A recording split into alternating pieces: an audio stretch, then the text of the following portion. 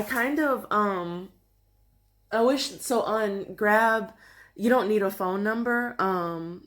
Which my sweet friend, I'll explain more about her later, I think, or maybe I'll just depending on how I edit this, but I tutored her with for to help her with her bachelor's thesis because here when you get a bachelor's degree you have to write a thesis. And so she got 9 out of 10 points possible. That was her score, 9 out of 10. And I helped her. We spent months working on, so you can present in Vietnamese or in English. She wanted to present in English. We spent months working on getting the English right for her thesis because I refused to write it for her. And she wanted to do it herself, but I very, very thoroughly edited it. And we sat and I would make sure she understood the English and why it made sense.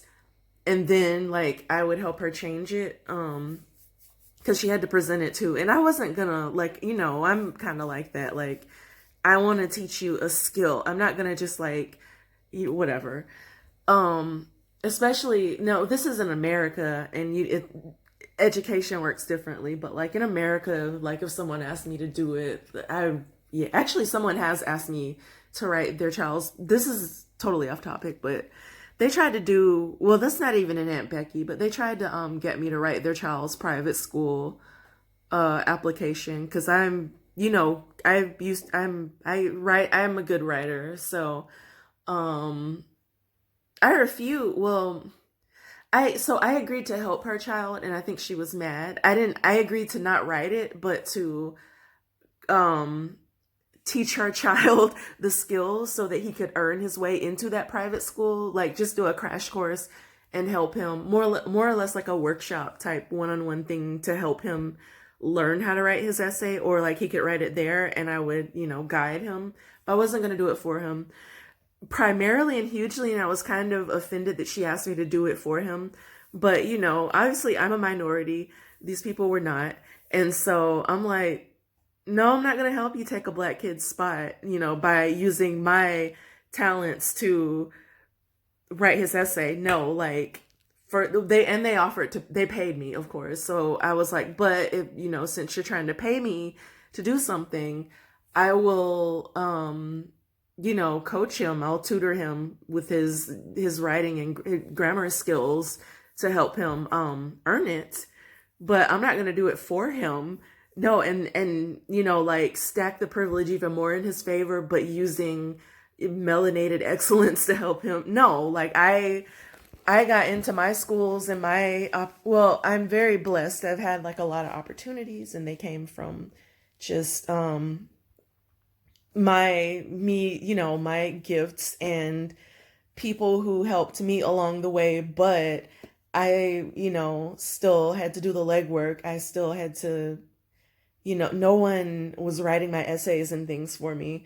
Um, so yeah, like I'm very fortunate. And that's why I like helping people. So like I've had some very good opportunities um to learn and to do things and to go places. And so I want to help people in that aspect, but I'm not about to, shift to add to the weight of privilege that weighs against other kids who and other people who, kids who are just like me, and people who don't get those opportunities. Like I'd rather help my own, but if someone else is paying me, or if I like a person, or whatever, um then yeah. And this doesn't even go for like my situation with how like I met my friend, how she became kind of my student, my tutee. She became like a protege almost. I tried to help her start a bakery, but she's just so sweet and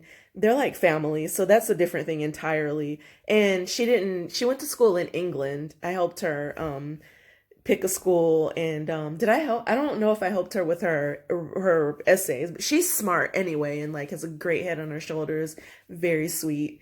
And we just met because she was looking for someone to um help her with English, and there was like a message board type thing. I guess I'm telling that story now. There was a message board type thing that expats in Vietnam used, and so she used that, And I was looking for something to do on the side. So people here come to teach and tutor. I was doing something completely different, and was just like looking for something on the side to do as well. And so I contacted her. I think I contacted her, or maybe she contacted me. I don't remember. But then we met, and like she negotiated the price down, and I was like, well, I don't really like, this is like, it's extra, a little bit of money on the side, and it's also cultural exchange, because like I really love the people and the culture here, and I wanted to learn more. And I was already like assimilating through my work, but just like something else. And so I did that, and I was like, okay, the price is fine. And so we would meet at her parents' house, because she was in school, she was in university at that time. And so once a week we'd meet at her parents' house, and I got to know her family. And it went from talking about just helping with English to talking about life and everything. And so I somehow, like, it started where, like, she just wanted to know more about me, and she started asking questions about just like everything. And so I started showing her things from home. And like I showed her the football team, the Falcons. I showed her my church. So they would my church still, and I still watch, although I missed it this week. My church also shows the sermons online. So I'm trying to, I feel like I'm loud, and I don't want people in the next apartment over to hear me. But although Vietnamese people are loud too. But this apartment building seems quiet. Anyway, so I would show her like my church. This is a vlog. This is actually a vlog. So maybe I will do this separately from my Vietnam Welcome to Hanoi video. But so I would show her like my church, because it's very well known for the pastor and for the music. It's got a very good music ministry, and also like very involved in the city. And although I feel like the church is quietly involved in the city, but they do big, like huge amounts of work. And that's what attracted me. So the money is very transparent there. The church was set up in a very smart way where they don't have to collect tithes, because the church itself has investments. So it was set up by like business people basically. And the pastor is the son of a famous pastor. You might know what church I'm talking about based on the story I'm telling. But I was just so drawn in by like helping people. I'm very like activist minded, activism, and social consciousness, that's big with me. And so they were just like in so many countries in the world, even some where they had to kind of keep quiet about it. And they weren't trying to evangelize people. They were directly, like hitting people over the head.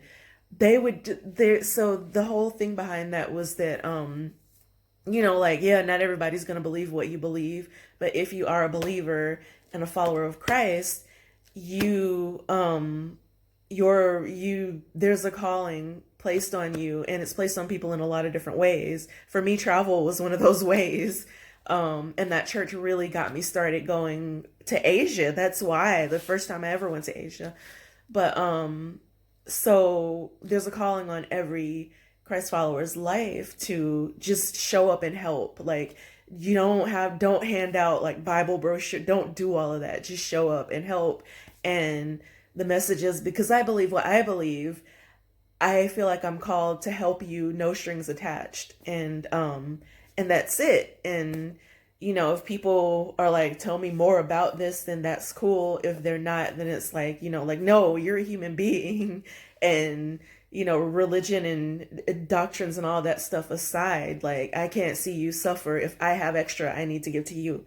And so that drew me in so much. And so that's how I got started in Cambodia. And so then I moved to Cambodia eventually, and came to Vietnam, and had like some opportunities here, and just like really loved it. And so anyway, that's how that happened. I met my student, who's now my friend. And so that's all that. Weird blog. I'm skipping around. she and I, but let me finish the story. So she and I caught up. We have, stayed in touch through her going to get her master's degree. I helped her. And again, it was like life stuff. So she got a 9 out of 10 on her thesis. I was super proud. Her parents I wanted her to start a bakery because she wanted to start a bakery. And, I'd had some experience being on my own, doing my own thing, being an entrepreneur. My father was an entrepreneur, and I'm very passionate about entrepreneurship for people who have it within them. Because not everybody wants to, not everybody should, not everybody can, whatever. But she's a very talented baker. And in Vietnam back then, it was very difficult for Westerners to get like a real cake with the consistency of cake back at home. And she made all types of French pastries and from things from cuisine, and she cooks as well, cuisine from places that she had never even visited. And for my birthday, because I really like Muppets, or I did, especially back then, and I used them. I would show videos of like so they didn't have Sesame Street in Vietnam. They had never had it. And so I showed her like a video of Sesame Street because I referenced like a Muppet. Maybe she knew Kermit, maybe she did Cookie Monster. So that Carly Rae Jepsen song was out back then, and then they did the Cookie Monster parody, and I liked it because I like Cookie Monster. And so I showed her the parody, like, this is funny because like the song was popular, and she's like, "Who's that?" And I'm like, "It's Cookie Monster." So that's how I found out they didn't have Sesame Street. And so for my birthday, she looked up Cookie Monster and Elmo and made cupcakes for me. Cookie Monster, and I have those on my Facebook. I might try to find those pictures and drop them for you. But she made like the Cookie Monster and Elmo cupcakes. Never seen Sesame Street a day in her life. She found them on the internet, and I guess she looked for Cookie Monster and also found Elmo. And I guess her thinking was like, if there's a blue Muppet there, then you should have a red one too. So she made both. I don't know, but and it was just the most amazing thing. It really looked like them. I think by the time I took the picture, the icing had melted because I didn't want to eat them and it was hot, and so I waited till I got home. I don't remember, but yeah, so that happened and that happened. So like just stuff like that. She would always, like, when I would be at her house, she would make things for me, try to like make food, partially to like try experiment, but partially that's just how she is. So I wanted her to start the bakery, and but she was so her parents wanted her to get a master's degree, of course. Her father's very technical, and also it's kind of Asian, like you go with the education first. And I was like, yeah, do what your parent. That's what I did, honestly. I went through school, even did some grad school before I realized that I didn't want to do what I was studying to do. And yeah, so then I did what I did in Asia and travel the world and all that. But so I told her, no, they're right. Do your education first, but get it in get your master's in a field that will help you with your bakery. And so that was like a whole thing. Her like being upset about, oh, the door is open. Her wanting to there, now maybe people can't hear me.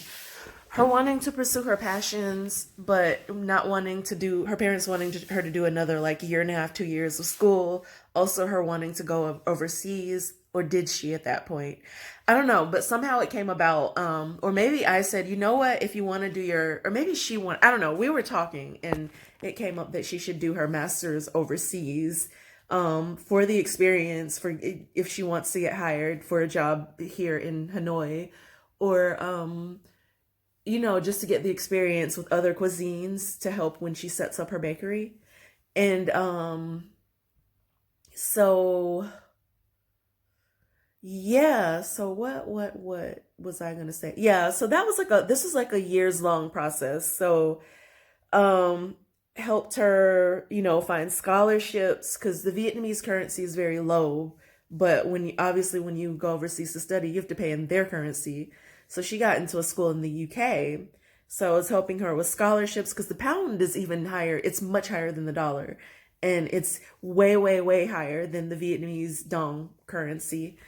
And so I helped her with that.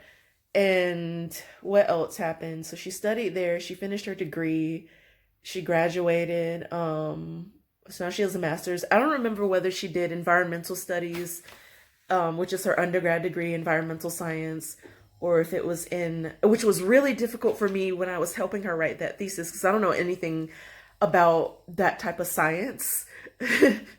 So I'm like, wait a minute, like, what do these numbers mean? And what is that correct? Like, is that the correct way to explain what you're trying to say? Because I don't know, whatever. And she's like doing experiments on these, different, or like studies on these different provinces in Vietnam I'd never heard of. And it was a learning experience for both of us. So, that's why it's like a huge deal that she got a 9 out of 10. Um, but the science was all her, and I just came in and helped her with the language. So, and the presentation was all her. So, anyway, she studied, she came back to Vietnam, and then she worked in tourism for a while. And like there was this thing about like her wanting to start the bakery, but like, getting sidetracked and wanting to also hold down a regular job. And like, I don't know, I think she was kind of like afraid, or maybe like wasn't so confident in her abilities. I'm like, no, like you're gifted.